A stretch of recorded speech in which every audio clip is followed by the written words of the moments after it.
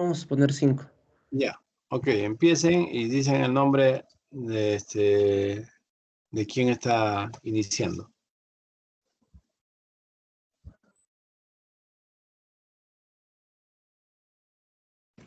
Buenos días, doctor. Buenos días, compañeros.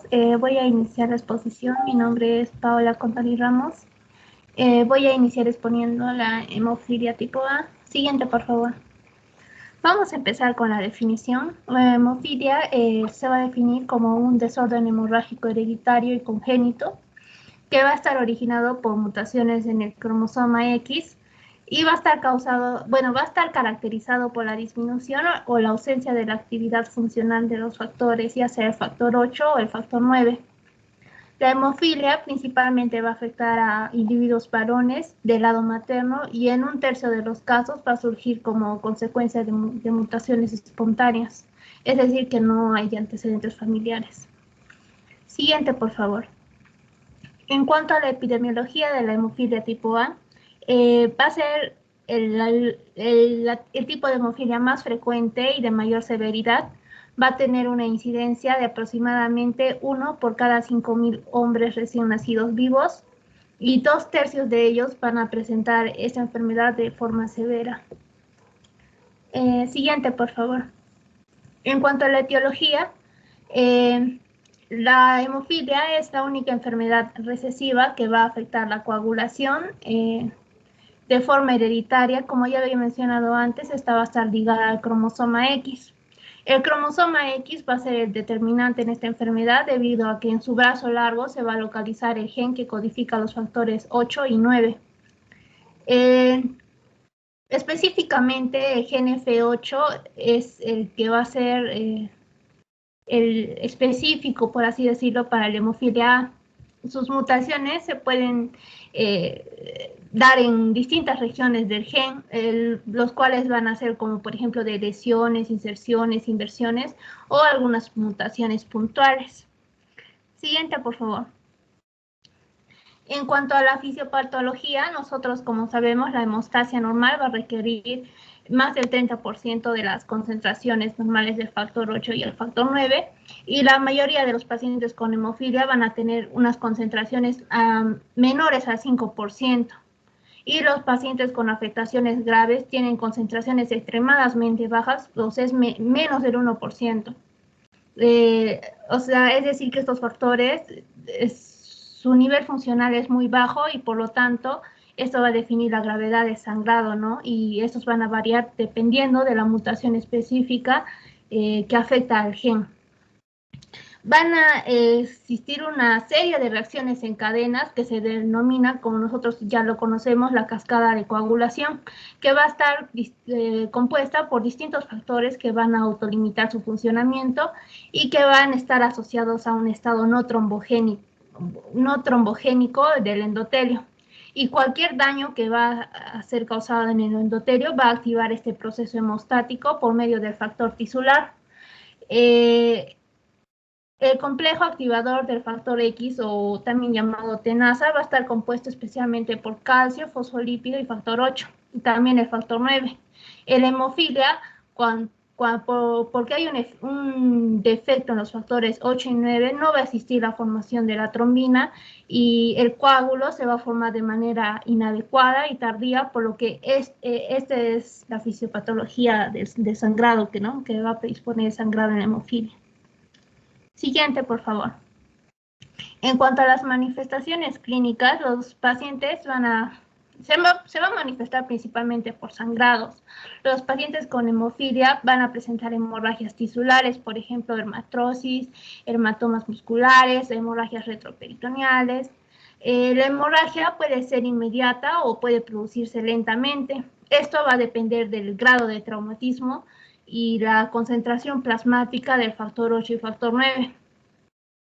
A menudo se va a percibir dolor cuando va a comenzar la hemorragia y a veces antes de que aparezcan otros signos hemorrágicos. Las hematosis crónicas o recurrentes, estas van a ser causantes a futuro de sinovitis y artropatía. Y bueno, la hemorragia en la base de la lengua se puede causar por la compresión de la vía aérea que es potencialmente fatal, ¿no? Entonces vamos a tener varios, como ya había dicho, vamos a tener varios tipos de hemorragia. Por ejemplo, en la hemorragia leve, las concentraciones de factores van a estar entre 5 al 25%. En la hemofilia moderada, las concentraciones de los factores van a ir del 1 al 5% y estas suele causar hemorragias después de traumatismos mínimos, ¿no? Y en la hemofilia grave, las concentraciones del factor van a estar, como ya había mencionado antes, menos del 1% y estos van a causar hemorragias graves para toda la vida. Por ejemplo, un hematoma del cuero cabelludo después de parto, o puede causar hemorragias excesivas tras una circuncisión, ¿no? Y estos pueden comprometer la vida. Siguiente, por favor. En cuanto al diagnóstico, la sospecha diagnóstica se va a establecer en todo paciente hombre con historias de sangrados y antecedentes familiares de hemofilia. También tenemos que hacer algunas preguntas en la historia clínica, ¿no? Como por ejemplo el historial clínico del parto, la presencia de cesáreas o el uso de forceps, instrumentación, o la presencia de sangrado al corte umbilical, o como sangrado posterior a vacunaciones o traumas leves. Es necesario indagar en las mujeres la presencia del periodo menstrual y sus características. También asociado a la sospecha diagnóstica, nosotros debemos adjuntar pruebas de laboratorio, ¿no? Y guías para como por ejemplo un conteo de plaquetas, un tiempo de protrombina, un tiempo parcial de tromboplastina activada.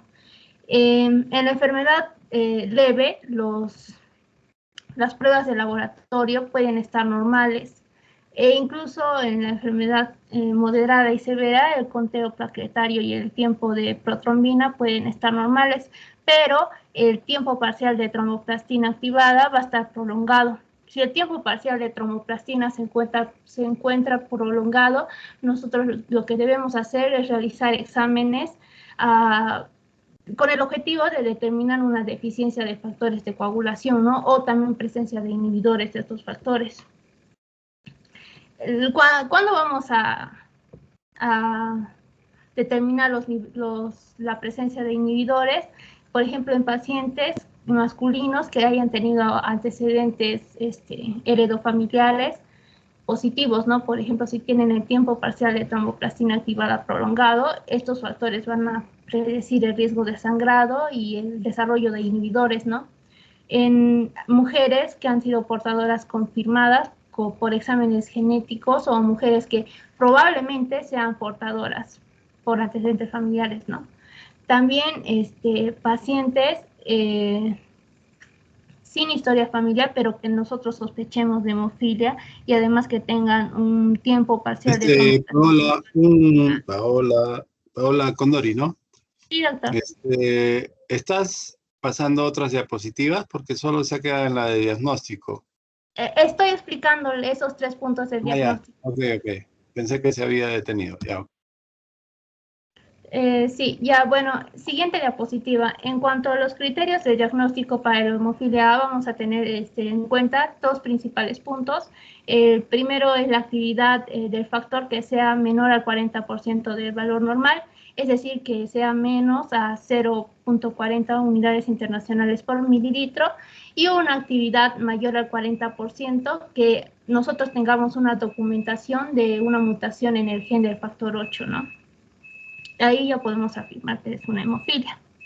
Siguiente, por favor. En cuanto al tratamiento de la hemofilia A, nosotros, estos generalmente se hacen en centros especializados que van a tener material adecuado, ¿no? Para evitar el desarrollo de una hermatrosis y que puedan permitir a nuestro paciente llevar una vida plena y útil. El tratamiento se va a realizar con concentrados del factor 8, derivados del plasma o recombinantes por inyecciones intravenosas. En cuanto al tratamiento profiláctico, nosotros debemos realizarlos de forma regular para la hemofilia A, esto con el fin de evitar el desarrollo de hermatrosis, y generalmente se da desde una edad temprana. El el tratamiento ideal para un paciente con hemofilia severa, me estoy confundiendo. El tratamiento, como ya había mencionado, es adecuado que se empiece en una edad temprana y se debe realizar este tratamiento antes de realizar cualquier actividad física que pueda causar sangrado y antes de procedimientos quirúrgicos, ¿no? Es así que para la hemofilia tipo A, las dosis del concentrado las he puesto en este cuadrito. Las indicaciones, por ejemplo, en hemorragias en articulaciones y músculos sangrados nasales o de encías, nosotros podemos dar una dosis de concentrados de factor 8 entre 20 a 30 unidades internacionales por kilogramos. La duración del tratamiento va a ser una dosis única cada 24 horas. En cuanto a, por ejemplo, cuando hay procesos dentales, una extracción dental, podríamos dar concentraciones de factor 8 de 25 unidades internacionales. También es una dosis única y se realiza antes del procedimiento. En cuanto a hemorragias que pueden ocurrir en el suelo de la boca, en el cuello, o hematomas que van a comprimir un nervio o una arteria, podemos dar una dosis de concentrado de factor 8 entre 40 a 50 unidades internacionales por kilogramo, y estos se van a realizar cada 12 a 24 horas. En cuanto a ya hemorragias un poco más graves, como por ejemplo las intracraneales o hematomas retroperitoneales de intervenciones quirúrgicas de forma profiláctica, nosotros damos entre 40 a 50 unidades internacionales de factor 8 cada 8 a 24 horas. Siguiente, por favor. En cuanto al tratamiento de los sangrados de la hemofilia, nosotros administramos el concentrado del factor 8, nosotros iniciamos idealmente en 2 horas, y en caso de que el sangrado se presente, o sea, con riesgo vital, ya sea en el cuello, la cabeza, el tórax o el tracto digestivo, nosotros, ¿cómo calculamos estas dosis? De factor 8 es el peso por el nivel deseado del factor 8, y nosotros lo vamos a multiplicar por una constante que es 0,5. Siguiente, por favor. También en el tratamiento nosotros podemos utilizar desmopresina y algunos antifibrinolíticos. La desmopresina es solo para la hemofilia tipo A. Nosotros lo utilizamos cuando deseamos elevar el nivel de factor 8 hasta un nivel terapéutico adecuado. Nosotros damos una dosis de 0,3 microgramos por kilogramo por decilitro, pero nosotros debemos realizar un test de desmopresina antes de administrarlo, ¿no? Y antifibrinolíticos, nosotros podemos utilizar ácido tranexámico y el ácido aminocaproico. En cuanto al ácido tranexámico, nosotros podemos dar una dosis de 25 miligramos por kilogramo cada 8 horas. Este es por vía oral. Y en cuanto al ácido aminocaproico, nosotros damos entre 50 y 100 miligramos por kilogramo cada 6 horas. La dosis máxima va a ser de 24 gramos por decilitro. Siguiente, por favor. Esto es todo de mi parte. Un ratito, a ver. Quisiera que nos aclare los de los inhibidores. Ese es uno. Y dos, ya está la desmopresina que has mencionado para hemofilia leve, que también se puede usar hasta moderada, ¿no? Los antifibrinolíticos, no existe en el país el ácido epsilon aminocaproico, solo el ácido tranexámico, ¿no? Que son coadyuvantes, como lo dice su compañera. Pero, a ver, explícanos lo de los inhibidores. Sí, doctor, disculpe, eso va a hablar mi compañero Alex más adelante. Ok.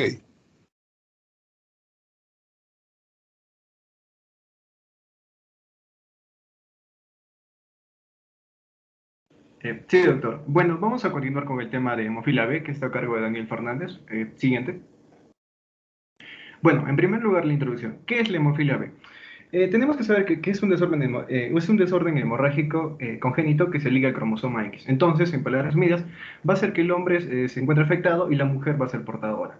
Bien, a diferencia de la hemofilia A, es más raro, tanto así que su epidemiología es de un caso por cada 50.000 personas.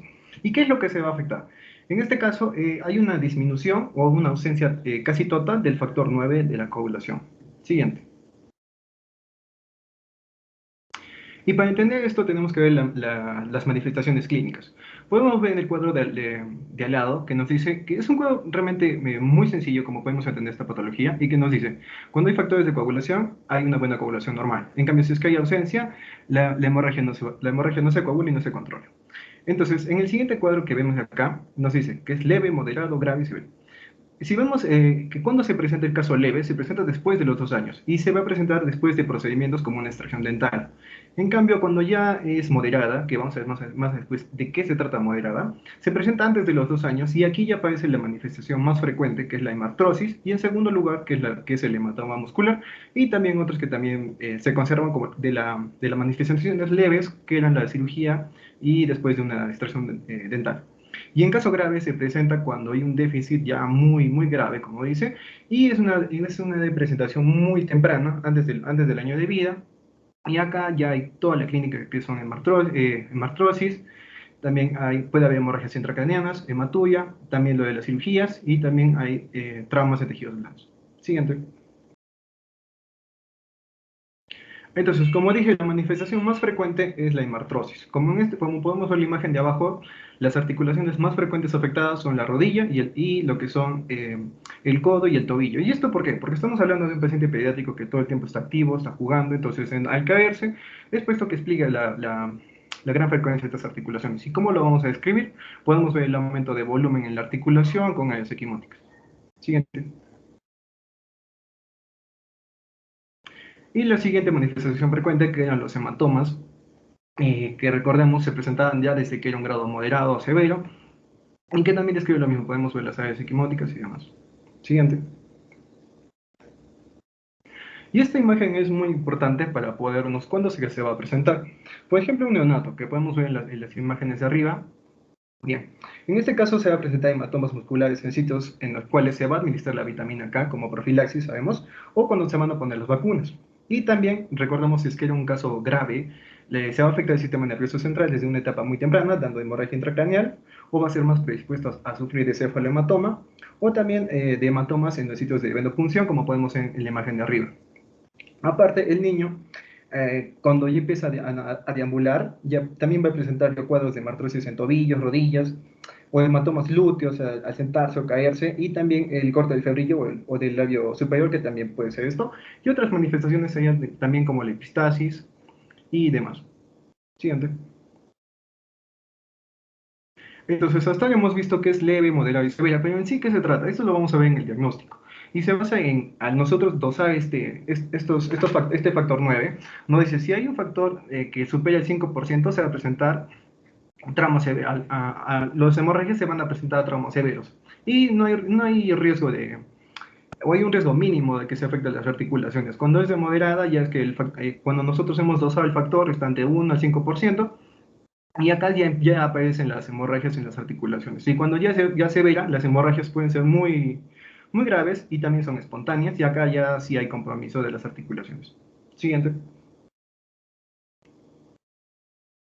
Entonces, para entender la fisiopatología tenemos que recordar dos cosas puntuales.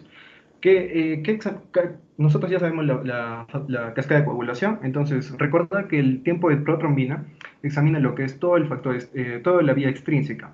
Y el TTPA, que es el tiempo de tromboplastina, va a evaluar todo lo que es la vía intrínseca. En este caso, como podemos ver que que el factor 9 activado se altera, disminuye, entonces el tiempo de tromboplastina activado se va a prolongar. Y esto lo vamos a ver en el diagnóstico cuando nosotros vamos a imprimir en primer lugar los tiempos de coagulación y el hemograma. Siguiente. Si bien en esta imagen que podemos ver los valores, al igual que como todo el curso que estamos viendo, son valores por la edad y meses y demás, es importante recordarlo, aunque ya son temas de especialidad. Siguiente. Bien, y este algoritmo es muy interesante. En este caso, vemos un paciente que ha sufrido una hemorragia. En primer lugar, tenemos la clínica. Vemos los antecedentes, hacemos una buena exploración física y pedimos pruebas analíticas. Entonces sabemos, en primer lugar, que este sería raro porque es una afectación de la hemostasia. Y lo primero que hace tiempo es el tiempo de hemorragia y el número de plaquetas. Siguiente. Lo cual nos va a servir también para el diagnóstico diferencial. Si vemos que el número de plaquetas es normal, podríamos sospechar una enfermedad de von Willebrand, o si es que está disminuido de una trombocitopenia, pero lo que nos interesa en este caso es continuar con el algoritmo en la parte de derecha, que es el tiempo de protrombina, si es que está normal o está prolongado. En caso de que esté normal, pasamos al TTPA. Pedimos y también vemos que está prolongado. En este caso, ahora lo que sigue es cuantificar los factores de coagulación. Si es que falta el factor 8, confirmamos hemofilia A. Y si es que falta en este caso el factor 9, confirmamos hemofilia B. Y en la parte del lado, cuando el TTPA puede estar normal, nos puede hacer sospechar de otras patologías como un CID o una hepatopatía grave. Siguiente. Entonces, en resumen, ¿qué nos dice el diagnóstico? Se alarga el TTPA y siendo normal ese tiempo de protrombina y todos los demás, los números de plaquetas y demás, todo está normal, solo se alarga el TTPA. Eso es lo básico. Y para confirmar, solicitamos dosificar el factor 8 y el factor 9. Siguiente. Bueno, ¿y cómo se resume en la guía de salud? La guía de salud lo resumen solo 2 pasos, que nos dice paciente con sangrado espontáneo o postraumático desproporcionado. Se solicita hemograma con plaquetas, evaluamos el tiempo de protrombina y el TTPA. Si está prolongado, pasamos al segundo paso de dosificar y confirma si es que es hemofilia grave, moderada o severa. Y si es que no, se refiere a hematología. Siguiente.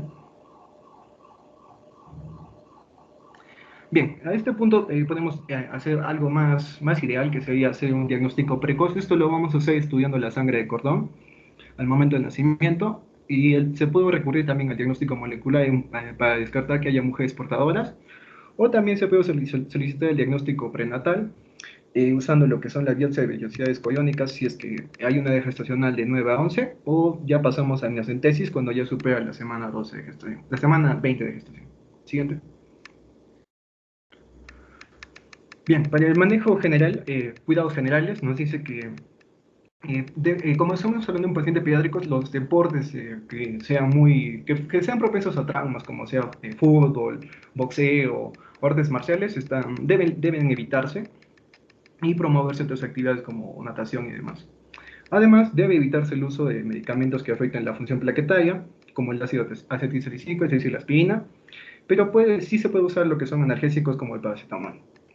Además, como la imagen derecha que podemos ver arriba, nos dice que ante cualquier procedimiento invasivo debe evaluarse primero los factores y darse una profilaxis que vamos a ver más adelante. Además, el niño no tiene que estar en sobrepeso porque al estar en sobrepeso va a afectar más a las articulaciones, y si encima este niño ya tiene las articulaciones afectadas, es peor. Y además, en caso de las vacunaciones, estas sí se tienen que continuar. Debe procurarse que sea mejor de forma subcutánea y además que la vía intramuscular está contraindicada. Además que en caso que haya una mujer portadora, y como habíamos dicho que era propensa a hemorragia intracraniana y demás, y hematoma, se procura que el parto no sea traumático ni laborioso y evitar el uso de forceps. Y además, obligatorio realizar una ecografía transfontanelar, porque eso es un método de diagnóstico para la hemorragia intracraniana. Siguiente. Bien, y el manejo específico, al igual que como comentó mi compañera, tenemos 2 cosas. Los agentes hemostásicos del tratamiento. En este caso vamos a dar 2 opciones. Factor 9 fraccionado de plasma o factor 9 recombinante. Esto es lo ideal, pero lo que tengo entendido que más se hace y que realmente no se recomienda, y solo en casos justificados, es darle directamente plasma fresco congelado, que ya contiene también el factor 9. Y en caso se quiera calcular la dosis, se da en unidades internacionales, es decir, peso en kilogramos por el nivel deseado. Y en caso sea por usando factores recombinantes, se debe multiplicar en 1.2 si es que es adulto y 1.5 si es niño. Siguiente. Bien, y el manejo de afectaciones específicas nos dice que en caso de que haya artrosis, debe elevarse el valor el factor 9 a un nivel superior al 30%. Y además debe corroborarse que no haya compromiso neurovascular, evitando un síndrome compartimental. Después tenemos, para manejar la segunda afectación, que sería el hematoma muscular, también se debe elevar los factores de población, bueno, el factor 9 hasta el 30%, y un diagnóstico diferencial que tenemos en este caso, y que puede ser lo que son un hematoma retroperitoneal, que en este caso es el hematoma de músculo suaciliaco, es un diagnóstico diferencial de apendicitis en niños. Además, en el hematuria no se debe usar antifirinolíticos, y solo basta con indicar una buena hidratación y ver la causa del hematuria, como por ejemplo una litiasis. En caso de una hemorragia bucal, basta con lo que son los agentes antifirinolíticos, como ya habíamos dicho que el único que se usa es el ácido tranexámico, es el único que hay, y no se recomienda elevar factores elevar hasta el 30%. En caso de hematomas cutáneos tampoco, y en heridas cortantes dependiendo de la gravedad, ahí se va a depender. Lo ideal es llevarlo hasta un valor de 50%, al igual que las fracturas. Y además que debe procurarse que sea debe evitarse el yeso total, yeso completo. Y en caso de las hemorragias digestivas, también elevar hasta un 50% y ver la causa de fondo. Siguiente. Bien, lo ideal en este caso, en estos pacientes, es la profilaxis. La profilaxis primaria es cuando el paciente ha sufrido uno o dos traumas y todavía no tiene un compromiso grave de martrosis. Y en caso de profilaxis secundaria es cuando ya ha tenido más de 2 episodios y ya tiene presencia de daño articular. Y la profilaxis intermitente es en caso, como habíamos visto en la diapositiva anterior, en esos casos se da lo que es la profilaxis intermitente. Por ejemplo, cuando el paciente va a ser sometido a cirugías ortopédicas, o cuando tiene martrosis recurrentes, o cuando tiene una hemorragia grave. Y la dosis sería de 30 a 50 unidades internacionales por kilogramo 2 veces por semana. Pero luego, este esquema debe individualizarse. Siguiente. Y en este caso recordar que la vía no va a ser intramuscular, sino va a ser intravenosa. Las complicaciones van a ser realmente tres que he encontrado. La primera es la aparición de inhibidores de factor 8 o factor 9, que es la complicación más rara y la complicación más grave, que se basa en lo que son anticuerpos inmunoglobulina G contra estos nuevos factores que nosotros damos como tratamiento. Entonces, ahí se va a empeorar el caso y tenemos que evaluar otros métodos de tratamiento. Después, la que es la más frecuente es la artropatía, que es una causa muy importante de discapacidad. Y en tercer lugar tenemos las infecciones víricas relacionadas con los componentes sanguíneos. En este caso recordemos que al paciente cada tiempo se le da lo que son los factores y demás, entonces está propenso a lo que son enfermedades como el hepatitis C o la hepatitis B o otras que están en el cuadro de al lado, que también se pasan al transfundir estos paquetes. Siguiente. Y bueno, para finalizar, el diagnóstico diferencial. Habíamos visto esta parte del algoritmo que nos decía, recordando que se tiene que tener un número de plaquetas y demás. Entonces podemos considerar cualquier enfermedad, como ejemplo la enfermedad de von Willebrand, una hemofilia adquirida o cualquier otra patología que tenga el TTPA prolongado con un tiempo de protrombina normal, que serían todos los que están y hemos visto en el cuadro, y que sea para detallar, como ejemplo una hemofilia adquirida o un anticoagulante lúpico, o también incluso una hemofilia C. Y eso sería todo por mi parte.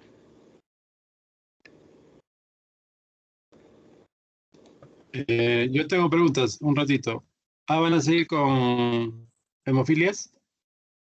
Ya, y los inhibidores también de los factores, ¿no? Sí, doctor.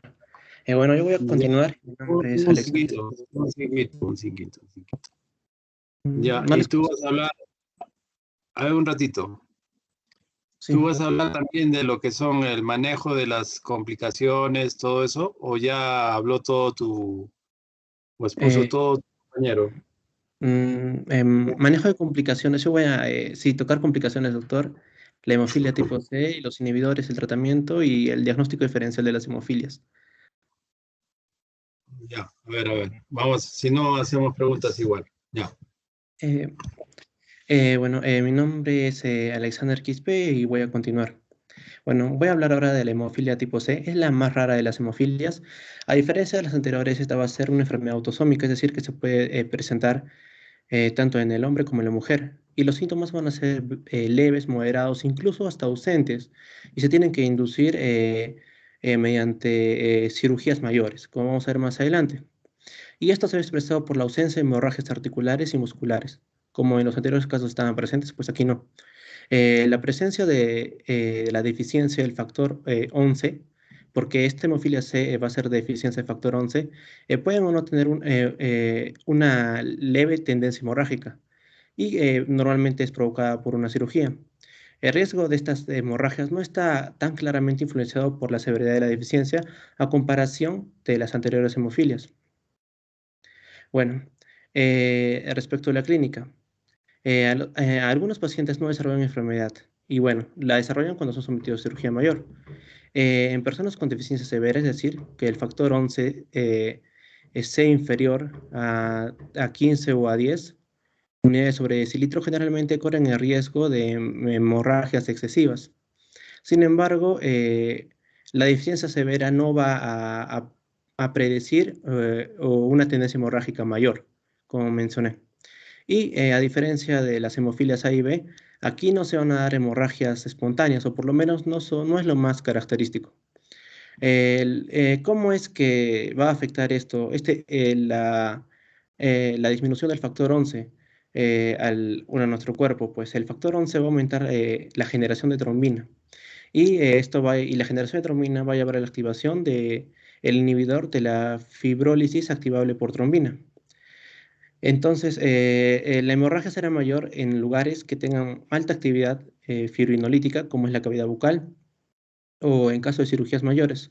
Por eso es que aquí nos va a ayudar bastante el tratamiento con inhibidores de la fibrinólisis, como lo mencionaba mi compañera en la primera exposición, como, bueno, también mencionó el ácido aminocrópico y el ácido ternasémico. Las complicaciones, bueno, aquí para hablar un poco más del tratamiento, no hay ningún paquete o factor concentrado de factor 11 concentrado hasta el momento. Y lo que se opta es optar por en plasma fresco concentrado y bastan de 10 a 15 mililitros para aumentar los niveles de este factor en un 10 a 20%. Y esto ya nos ayuda a controlar las hemorragias moderadas. Respecto al tiempo de vida, es mayor a 48 horas, por lo que no es necesario pues, estar poniéndolo a cada momento.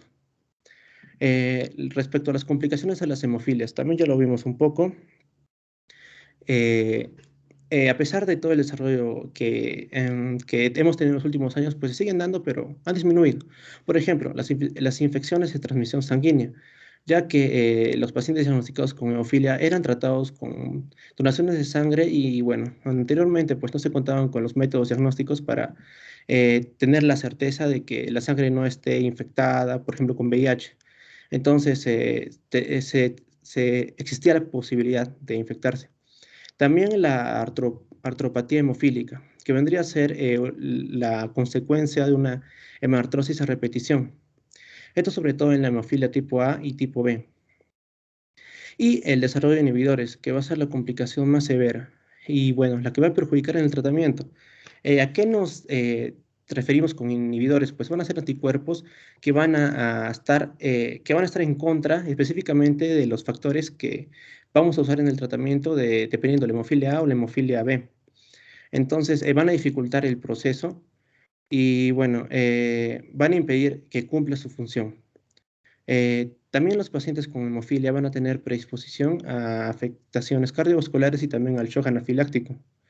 Como vemos en la imagen del lado izquierdo, la comparación entre una articulación normal y una articulación hemofílica, donde el daño macroscópico que se va a ver a simple vista pues va a ser que va a haber una cápsula hipertrófica, lo que va a generar un aumento de volumen, hinchazón, y bueno, ya microscópicamente y con los criterios radiológicos podemos ver erosiones del córtex, presencia de quistes, y esto se ve evidenciado en la escala de Peterson, donde vamos a tener en cuenta 7 factores que vendría a ser el crecimiento epifisiario, la irregularidad de la superficie condral, la disminución del espacio articular, la formación de quistes subcondrales, las erosiones marginales, la incongruencia de superficies articulares, deformidad o anquilosis. Esto va a determinar un cierto puntaje para nosotros poder diagnosticar.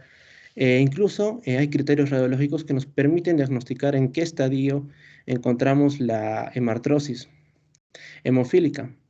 Va desde el 0 hasta el 5. El 0 va por una articulación normal, y el 5 pues ya tenemos una contractura fibrosa articular. Como vemos en las imágenes, el daño se hace evidente.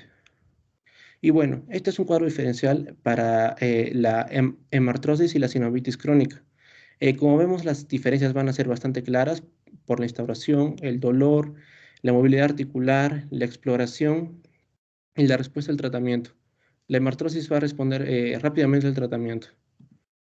Y bueno, respecto a los criterios analíticos y en diferencia a otras enfermedades hematológicas, también se van a ver bastante claros porque en las hemofilias el tiempo de protrombina va a estar normal, el tiempo de tromboplastina activada va a estar elevada en la hemofilia C en menos que en las anteriores hemofilias.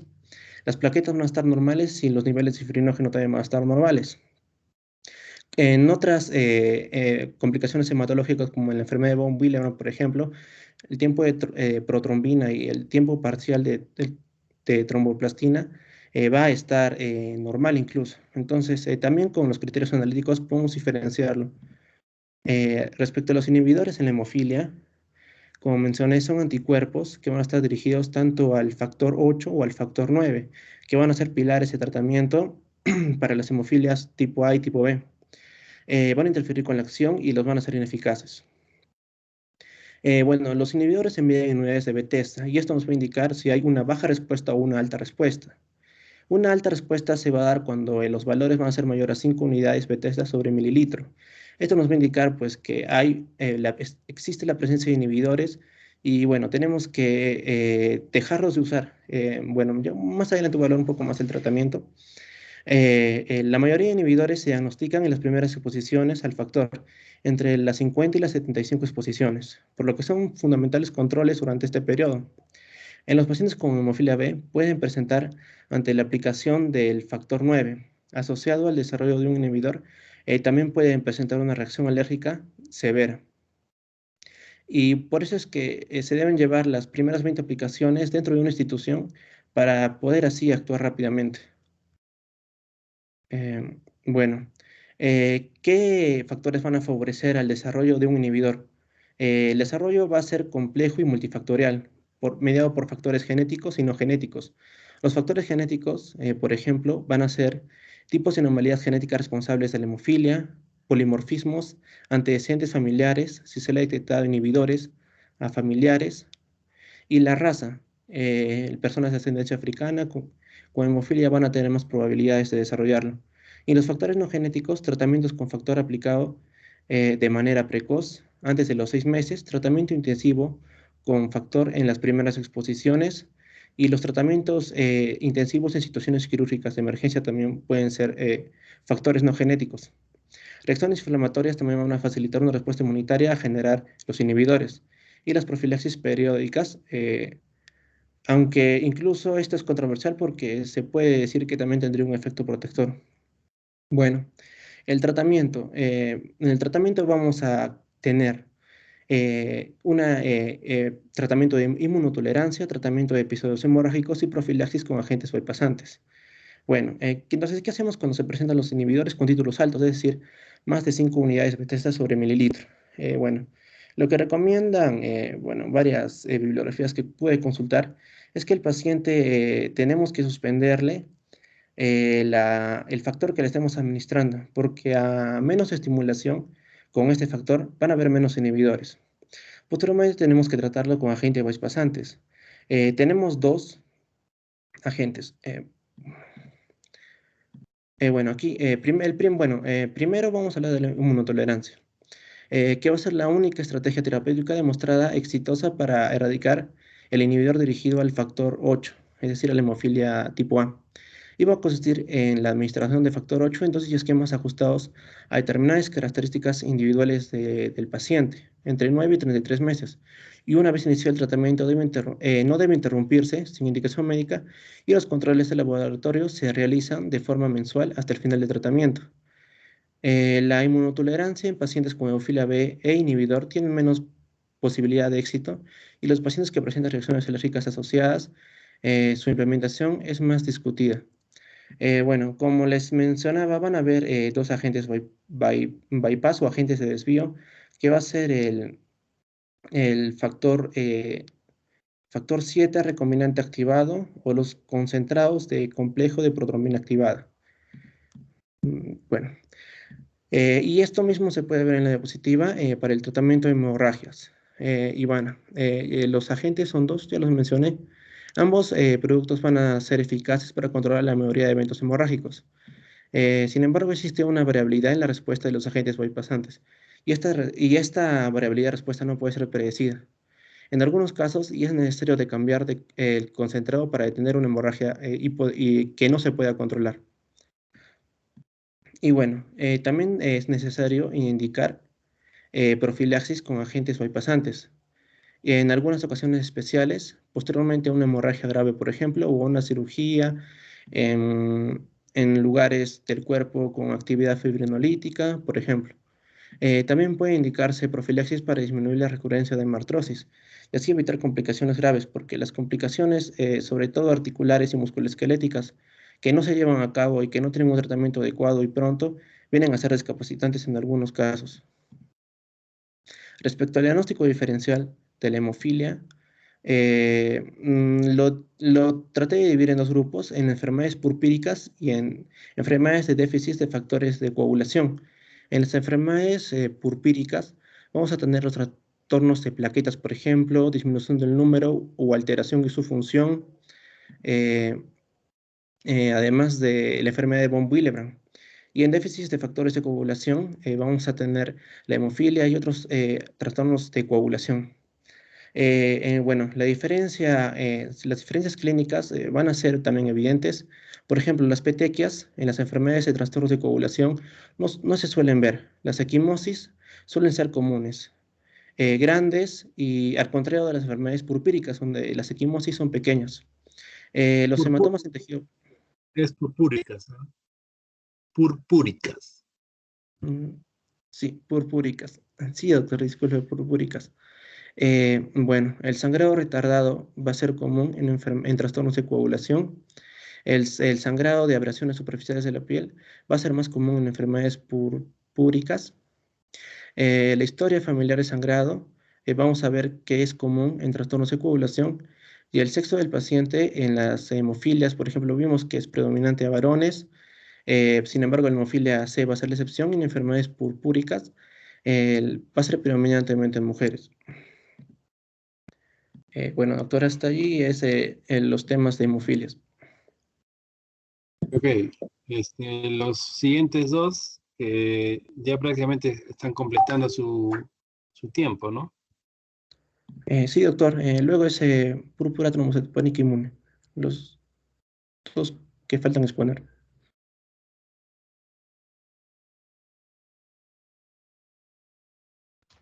Bueno, ¿Quién empieza? sí.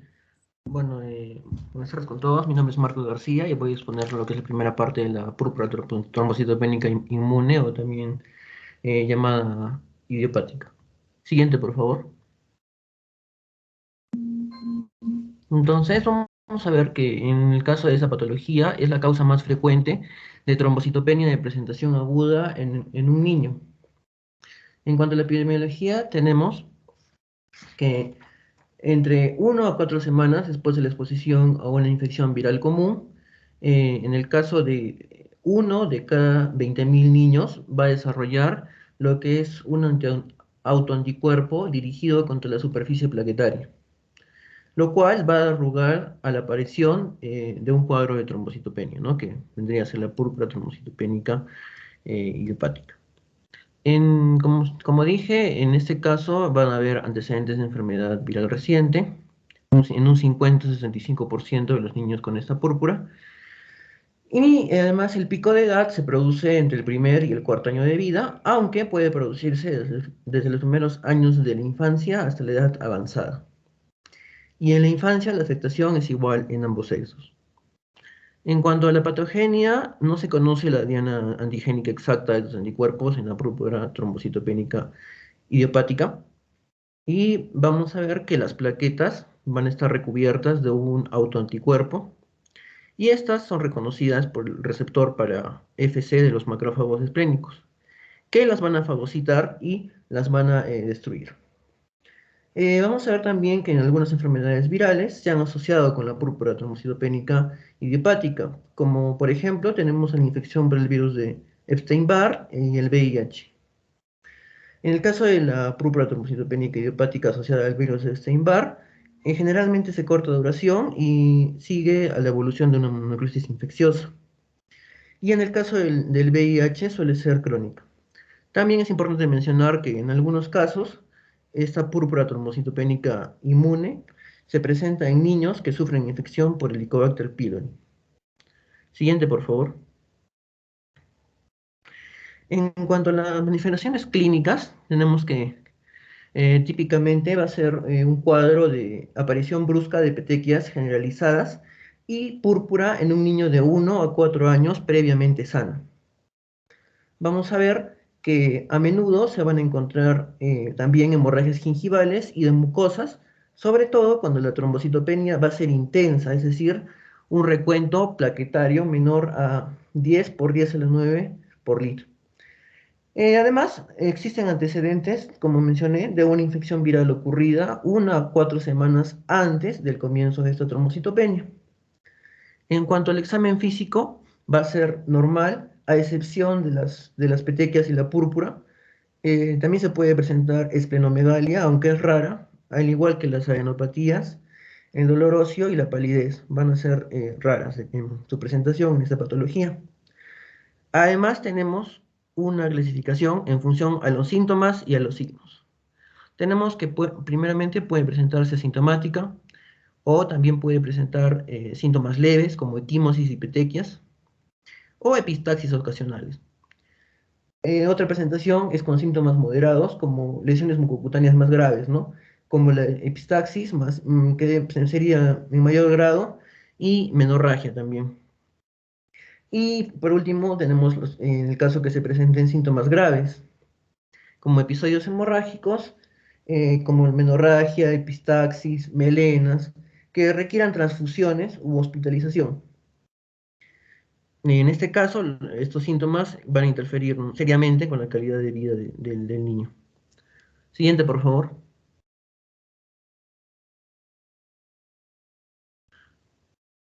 Bien, en la evolución, las hemorragias graves van a ser raras, menos del 3% de los casos se van a presentar, y en el 70-80% de los niños con púrpura trombocitopénica idiopática aguda, el trastorno va a remitir de manera espontánea en los 6 meses siguientes. Además, vamos a ver que en menos del 1% de los pacientes se va a producir una complicación bien grave que sería la hemorragia intracraneal. Vemos también que aproximadamente el 20% de los niños que presentan esta enfermedad evolucionan a una púrpura trombocitopénica idiopática crónica, que posteriormente mi compañera lo va a tratar con mayor profundidad. Y tenemos también que el resultado pronóstico se relaciona más con la edad. Entonces, vamos a ver que es más probable que esta púrpura en los niños pequeños se resuelva, mientras que aproximadamente 50% de los casos de la púrpura trombocitopénica en adolescentes se cronifica. Siguiente, por favor. Tenemos las pruebas de laboratorio para el diagnóstico de esta enfermedad. Y vamos a ver que, bueno, es frecuente una trombocitopenia intensa, es decir, un recuento plaquetario menor a 20 por 10 a la 9 por litro de plaquetas. Las plaquetas van a ser de tamaño normal o aumentado, esto reflejo, ¿no?, del aumento del recambio de las plaquetas. Y en esta púrpura trombocitopénica aguda también vemos que la concentración de la hemoglobina y el recuento y la fórmula leucocitaria van a estar normales. Aunque en caso de una epistaxis o una menorragia intensa, la concentración de hemoglobina puede disminuir, ¿no? Hay que tener en cuenta también eso. El estudio de la médula ósea va a revelar una serie eritrocitaria y granulocítica normales, con un número de megacariocitos, en este caso normal, o también podría estar aumentado. Vamos a ver que las indicaciones para realizar un aspirado o biopsia de médula ósea son un recuento o fórmula leucocitaria normales o una anemia inexplicada, además de datos sugestivos de insuficiencia medular o neoplasia identificados en los antecedentes clínicos o también en la exploración física. Además, mencionar que en las poblaciones de riesgo debe analizarse el VIH, sobre todo en adolescentes sexualmente activos. Además, si vemos que existe una anemia inexplicada, deberá hacerse una prueba de antiglobulina directa, es decir, una prueba de COMS, para descartar un probable síndrome de Evans, que cursa con anemia hemolítica y trombocitopenia autoinmunitaria. Y finalmente, se debe valorar lo que es la medición de ANA, de los anticuerpos antinucleares en los adolescentes, especialmente si tienen otras manifestaciones de lupus eritematoso sistémico. Siguiente, por favor.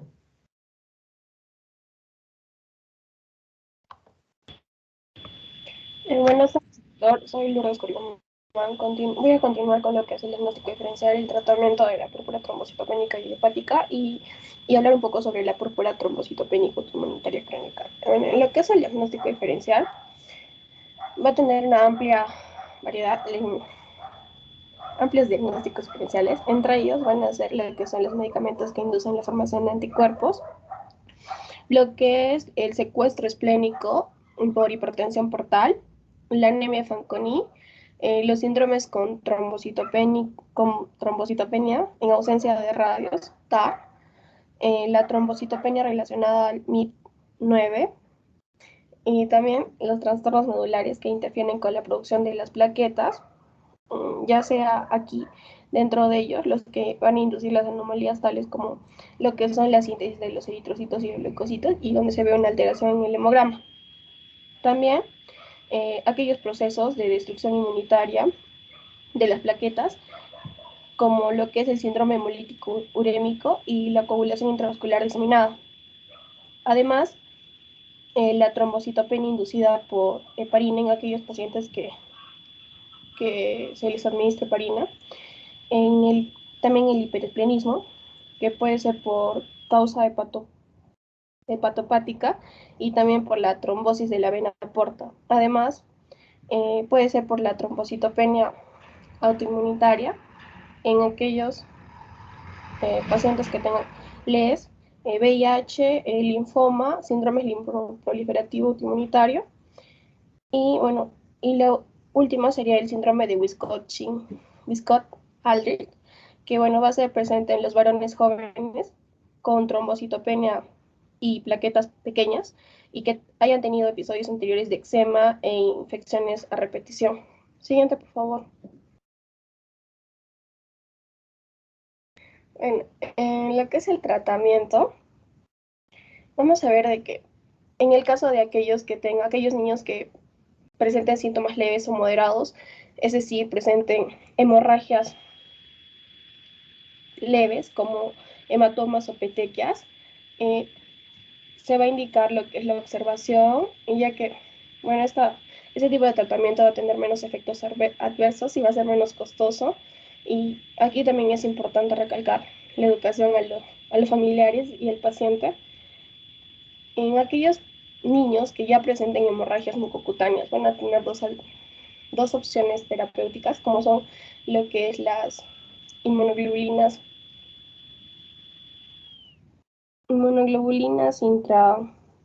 intravenosas, la IgI y también lo que son los corticosteroides. En lo que son las inmunoglobulinas intravenosas, se suele dar una dosis única que va a ser de 0,8 a 1 gramos por kilo de peso, y esta se da durante 1 o 2 días. Y bueno, este es un tratamiento caro y va a tener efectos adversos frecuentes como son la cefalea y los vómitos, y que pueden inducir a posteriori una meningitis aséptica. Bueno, este tipo de opción terapéutica lo que va a hacer es va a inducir la respuesta al disminuir la fagocitosis mediada por los factores, por el FC de las plaquetas recubiertas por los anticuerpos, pero el problema va a ser que también, aparte de ser caro, va a dedicarse mucho tiempo en la administración de este tipo de tratamiento. Y bueno, la siguiente opción es los corticosteroides. Van a tener como indicación lo que es la púrpura trombocitopénica idiopática aguda y la crónica tanto en los adultos como en los niños, y la dosis va a ser de prednisona de 1 a 4 miligramos por kilo en 24 horas, pero este también va a tener efectos adversos. Es por eso que se suele usar este tratamiento por un tiempo corto hasta que se consiga un recuento plaquetario superior de 20 por 10 a la 9.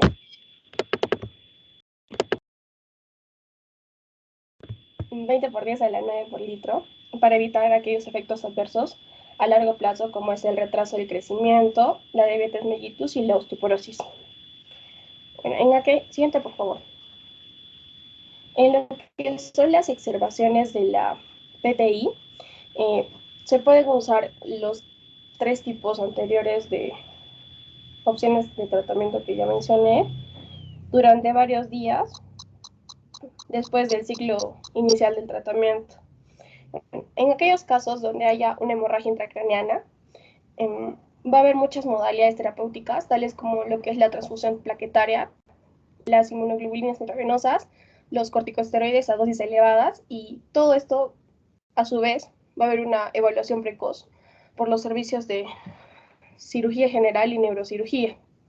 Bueno, y por último, lo que es la esplenectomía, en la cual debe de reservarse solamente para 2 circunstancias, que van a ser en aquellos niños que sean mayores o igual a 4 años que tengan y que hayan ya tenido una PTI grave durante un tiempo de duración de más de 1 año y cuyos síntomas no se controlen fácilmente con lo que es el tratamiento inicial, y también en aquellos casos donde hay una hemorragia potencialmente mortal, es decir, una hemorragia intracraneana, y que se complique.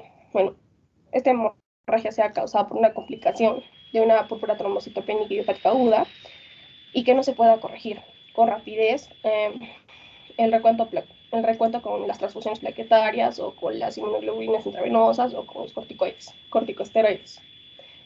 Pero debemos de tener en cuenta que la esplenectomía va a tener algunos efectos adversos, como que va a conllevar un riesgo de vida por infecciones fulminantes que van a ser causadas por microorganismos encapsulados, y a su vez va a haber un mayor riesgo de trombosis, y a posterior, en una edad adulta, van a tener un mayor riesgo de desarrollar una hipertensión pulmonar. Bueno, siendo una alternativa también el rituximab, que se ha visto que en un 30-40% de aquellos pacientes que se les ha administrado ha inducido una remisión parcial o completa de la PTI. Siguiente, por favor. Ya, bueno, además, agregando, hay algunos, bueno, además de todo el tratamiento que ya mencioné y las opciones terapéuticas, se han usado agonistas del receptor de la trombopoyetina para aumentar el recuento plaquetario, y se ha visto que en lo que es hemorragia mucosa, en aquellos pacientes que ya tienen hemorragia mucosa, van a tener una mayor capacidad de producir una hemorragia grave a posterior. Y por último, lo que es la púrpura trombocitopénica inmunitaria crónica, que esta, bueno, se va a llamar así cuando después de presentar una PTI aguda persistente durante más de 12 meses, y esto se va a producir en un 20% de aquellos pacientes con PTI aguda, como ya dijo mi compañero. Y bueno, después de los 12 meses de presentar esta PTI aguda y que no se haya podido controlar, se va a hacer una reevaluación detallada de aquellas enfermedades asociadas a esta, sobre todo las de tipo inmunitario, como es el lupus eritematoso sistémico, aquellas infecciones crónicas como es la enfermedad de von Willebrand, de tipo plaquetario, la trombocitopenia ligada al cromosoma X, también lo que son los síndromes linfoproliferativos autoinmunitarios, el síndrome de inmunodeficiencia variable común, la macrotrombocitopénica autosómica y el síndrome de Wiskott-Aldrich, que también está ligado al cromosoma X. Y además de esto se debe descartar una infección consistente por Helicobacter pylori, y de ser así, si tiene esta infección, tratarla inmediatamente. Bueno, siguiente, por favor. Bueno, para el tratamiento, el objetivo general va a ser controlar los síntomas y evitar una hemorragia grave. Entonces, recordar que en la púrpura trombocitopénica idiopática, el lugar fundamental de la síntesis de los anticuerpos antiplaquetarios y la destrucción de las plaquetas va a ser el vaso. Por lo tanto, una esplenectomía va a inducir una remisión completa de la enfermedad en un 64-88% de los casos, pero esto también se debe de contrapesarse con el riesgo de infecciones fulminantes que van a persistir durante toda la vida. Y bueno, por último, la FDA ha aceptado dos nuevas drogas que son el romitrosplin y el trombopanc, que van a ser eficaces porque actúan estimulando la trombopoyetina y se ha visto que hay un incremento en el recuento plaquetario. Y esto puede verse que puede compensar lo que es a la mayor destrucción de las plaquetas y permitir que la hemorragia se resuelva. También se ha visto que se mantiene en más de 50 por 10 a la novena. Y bueno, eso sería todo, doctor. Ya. Preguntas de los asistentes, de los que quedan 32 o 31. Bueno, menos los 5 que quedan expuestos, 27. A ver, entonces, a ver, vamos a ir un poco en las preguntas que vienen a... Me tienen que enviar de nuevo el PowerPoint porque no está tal y cual lo han enviado, ¿ah? Ya, el tratamiento en cuanto a la PTI con corticoides y con inmunoglobulinas, hay pautas, hay protocolos, existen en la bibliografía diversos esquemas, ¿no? Que cada vez se han ido, digamos, estableciendo consensos. Lo que es la inmunoglobulina, estamos de acuerdo con que puede ser de 0,8 a 1 gramo por kilo por 2 días, ¿no? 1 o 2 días inclusive. ¿Cuál sería el beneficio de usar inmunoglobulinas? Porque hemos escuchado costo alto, poca disponibilidad en los centros hospitalarios. ¿Cuál sería entonces el beneficio que tiene? ¿Y por qué se les pone ahí, no? Sí, doctor. Bueno, el beneficio es de que va a inducir un incremento rápido de recuento plaquetario en el 95% de los pacientes en 48 horas. Así es. Ese es el beneficio, ¿no? Que incrementa en forma rápida en las primeras 48 a 72 horas el recuento plaquetario. Ya, y ahora en cuanto a la pauta que has puesto de corticoides, has puesto ahí dosis de prednisona de 1 a 4 miligramos por kilo por día. ¿Cómo es el esquema? ¿Cómo es la recomendación?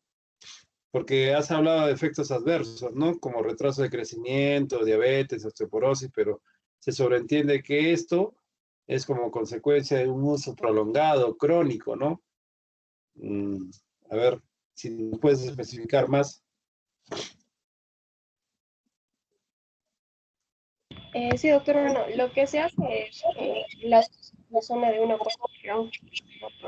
en 24 horas, pero se suele usar este tratamiento por un tiempo bastante corto para evitar los efectos adversos hasta que se consiga un recuento plaquetario superior de 20 por 10 a la novena por litro.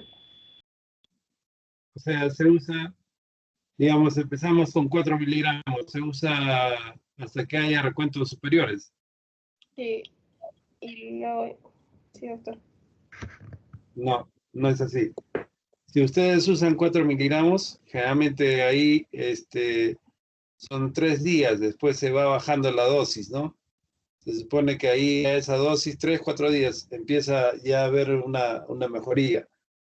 ¿Cuál es el beneficio? Ahora la pregunta inversa, de los corticoides en relación a las inmunoglobulinas. Sí, doctor, bueno, el costo, porque Ya, las inmunoglobulinas bajo son más costo, caras. bajo costo. Tendrías que decir bajo costo, porque el costo podría entenderse que simplemente es un poco más barato que la inmunoglobulina, ¿no? La inmunoglobulina es cara. Ya. Cierto. El bajo ¿Qué más? costo y también lo que es que bueno, para colocar las inmunoglobulinas intravenosas se va a requerir un mayor tiempo de administración en comparación con los corticosteroides. No. Se supone que el usar corticoides es casi establecido que los esteroides tienen una,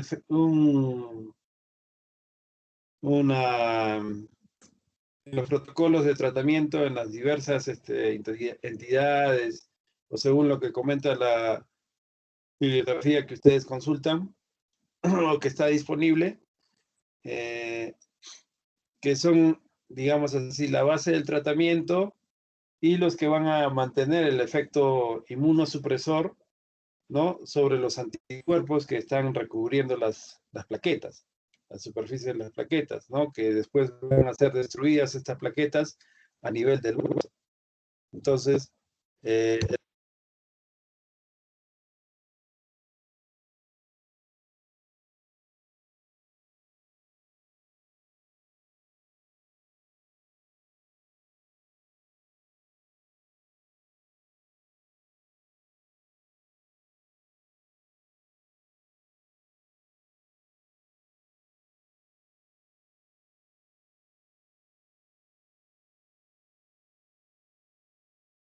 Doctor, no se le escucha. ya. ¿Qué escucharon y qué no escucharon?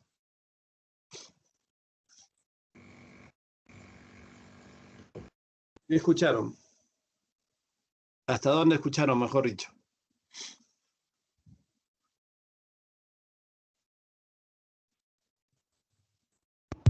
Doctor, yo le escuché hasta la parte en la que está explicando lo de los corticosteroides. Escuché muy mal. Ya, Sí. o sea, este es hasta el beneficio de corticosteroides.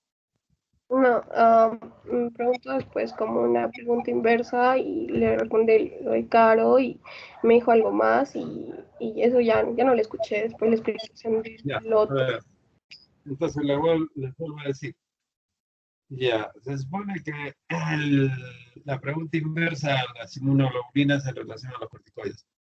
Los corticoides son de bajo costo, ¿no? Principalmente la prednisona que se usa, ¿no?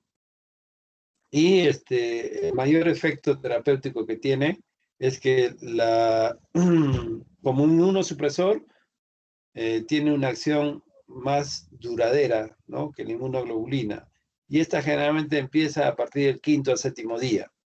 Entonces, el efecto mantenido que puede dar sobre los anticuerpos como medicamento inmunosupresor para que estos anticuerpos que revisten las plaquetas, las cuales van a ser destruidas en el vaso, ya no tengan esa carga indirectamente, ¿no? No se conoce un mecanismo de acción específico, pero vendría a ser que a través de inmunosupresión. Ya, ahora la pregunta es, hay muchos esquemas de tratamiento, ¿no? Uno, les he mencionado dosis plenas de 4 miligramos kilo, se empieza a partir del tercer, cuarto día a bajar, ¿no? A la mitad, y así se retira en 10 a 15 días. Pero hay otros que son protocolos un poco más antiguos, que usan de 1 a 2 miligramos por kilo, los cuales se usaban de 4 a 6 semanas. Inclusive hay algunos protocolos actuales de que si es que el efecto como ocurre en las PTI, subagudas o crónicas, no es adecuado, ¿no? Entonces, aquí se recurre a otros medicamentos, ¿no? Estamos hablando de la inmunoglobulina anti-D, estamos hablando también de lo que es cambiar a veces la pauta en vez de prednisona, dexametasona, a una dosis importante, ¿no? Más o menos 0,6 miligramos kilo, ¿no? Entonces, todas estas tienen efectos colaterales, obviamente, como ha mencionado su compañera, ¿no? De los corticoides en sí. Entonces, eso, y en la PTI crónica, digamos, uno de los últimos recursos, y tampoco no es que sea la cura total, a veces puede ser la esplenectomía, a veces, no siempre. Porque inclusive después de haberse realizado la esplenectomía, ocurre que el paciente sigue con los recuentos bajos de inmunoglobulinas, ¿no? Perdón, de plaquetas, ¿no? Entonces, eso hay que tener en cuenta, y más bien los esplenectomizados tienen riesgo de infecciones pues, por mecanismos, con microorganismos encapsulados, ¿no? Por eso las vacunas que protegen contra estas infecciones, neumococo, hemófilus, ¿no? Meningococo, deben colocarse previamente si es que está planificado en estos pacientes que van a ser candidatos a este tipo de tratamiento, ¿no? Además de las gamma-globulina anti-D, rituximab que ha mencionado su compañera, que tienen una efectividad ya en PTI crónica que está entre el 30 y 35% y no mayor, ¿no? Entonces, esa es la situación con PTI. Y con hemofilias, bueno, sí lo han expuesto bien, lo de los anticuerpos contra los factores faltantes por estas mutaciones que se producen por una enfermedad recesiva ligada al cromosoma X y a veces no identificada en el antecedente hereditario, ¿no? Se supone que mientras más grave es la deficiencia del factor 8-9, la posibilidad de presentación de los trastornos hemorrágicos va a ser más precoz, ¿no? Entonces, ahí hay pautas. Entonces, lo que les han mencionado sus compañeros también en la profilaxis en cuanto a intervenciones, es necesario tenerlas presentes, ¿no? Y bueno, lo de la inmunotolerancia como tratamiento o tratar con el complejo protrombínico, etcétera, los tratamientos bypassiadores son importantes. Pero no he escuchado nada en relación al consejo genético, ¿no? Entonces ahí habría que hacerle recordar esto. Se supone que el consejo genético es importante. Si tú sabes que, o sea, una persona, un varón, es hemofílico, se supone que la mamá probablemente sea la portadora, ¿no? Y adicionalmente, este varón en su descendencia, este varón que tiene hemofilia en su descendencia, también puede dar origen a una niña portadora, ¿no? Entonces, de cierta forma, ahí hay que ver lo del consejo genético, ¿no? Que no se ha mencionado. Me tiene que volver a enviar el PowerPoint, ¿ya? Y lo demás creo que ha quedado bastante claro. Bueno, ya estamos sobre el tiempo. Eso es todo. Espero que si hay alguna pregunta, realícenla. No la han hecho antes y no creo que la realicen ahora. Bueno, eso sería todo. No sé si hay alguna pregunta más.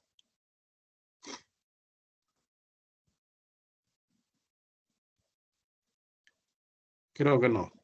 Ya. Entonces, el grupo tiene que enviarme nuevamente el PowerPoint porque no está completo el que han enviado previamente. ¿Ya? ¿Ya? Y bueno, ya veremos en relación a las notas porque solo han expuesto 3 y yo no sé si el trabajo lo habrán hecho todo el grupo o solo 3. La verdad que no sé. Ya verán eso. ¿Ya? Bueno, hasta luego. Hasta luego, doctor. Hasta luego. Hasta luego, doctor. Hasta luego. Buenas tardes.